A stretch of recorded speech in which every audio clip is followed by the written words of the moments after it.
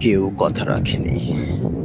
৩৩ বছর কাটলো, কেউ কথা রাখেনি। ছেলেবেলায় এক বষ্টমী তার আগমনী গান হঠাৎ থামিয়ে বলেছিল, শুক্লা দ্বাদশীর দিন অন্তরটুকু শুনিয়ে যাবে।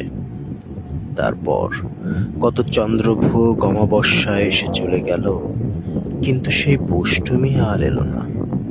২৫ বছর প্রতীক্ষায় আছি।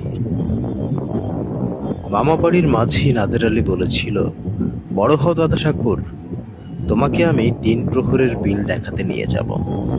সেখানে পদ্মফুলের মাথায় সাপ আর ভ্রমর খেলা করে। নাদের আলী: আমি আর কত বড় হব? আমার মাথা এ ঘরের ছাদ ফুঁড়ে আকাশ স্পর্শ করলে তারপর তুমি আমায় ৩ প্রহরের বিল দেখাবে? একটাও রয়্যাল গুলি কিনতে পারিনি কখনো। লাঠি লজেন্স দেখিয়ে দেখিয়ে চুষেছে লস্কর বাড়ির ছেলেরা।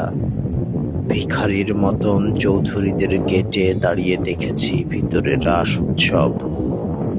অবিরল রঙের ধারার মধ্যে সুবর্ণ কঙ্কন পরা ফর্সা রমণীরা কত রকম আমোদে হেসেছে। আমার দিকে তারা ফিরেও চায়নি। বাবা আমার কাঁধ ছুঁয়ে বলেছিলেন, দেখিস একদিন আমরাও। বাবা এখন অন্ধ। আমাদের দেখা হয়নি কিছুই। সেই রয়্যাল গুলি, সেই লাঠি লজেন্স, সেই রাস উৎসব কেউ আমায় ফিরিয়ে দেবে না। বুকের মধ্যে সুগন্ধি রুমাল রেখে বরুণা বলেছিল, যেদিন আমায় সত্যিকারের ভালোবাসবে সেদিন আমার বুকেও এরকম আদরের গন্ধ হবে। ভালোবাসার জন্য আমি হাতের মুঠোয় প্রাণ নিয়েছি। দুরন্ত ষাঁড়ের চোখে বেঁধেছি লাল কাপড়।